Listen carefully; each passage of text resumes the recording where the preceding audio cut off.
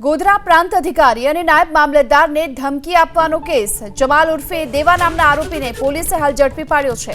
સરકારી કામમાં રૂકાવટમાં ઉપયોગમાં લેવાયેલ વાહન કબજે કરવામાં આવ્યું। લાકડાની ગેરકાયદે હેરાફેરી અટકાવતા અધિકારીઓને ધમકી આપવામાં આવી હતી। આ સમગ્ર કેસમાં 5 શખ્સો સામે ફરિયાદ નોંધવામાં આવી હતી અને પોલીસે કાર્યવાહી કરી અને જમાલ ઉર્ફે દેવા નામના આરોપીને હાલ તો ઝડપી લીધો છે।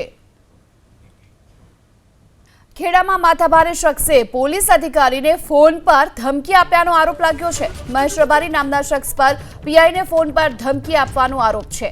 આપઘાત કરીશ તો જવાબદારી પીઆઈની રહેશેનો વોટ્સએપ મેસેજ પણ કર્યો અને આ મેસેજ બાદ મહેશ રબારી સામે પોલીસ કાર્યવાહી તેજ કરાઈ।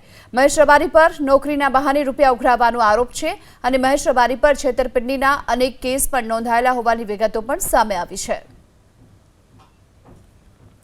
તો માથાભારે શખ્સે પોલીસ અધિકારીને ફોન પર ધમકી આપી। મહેશ રબારી નામના શખ્સે ફોન પર ધમકી આપી છે।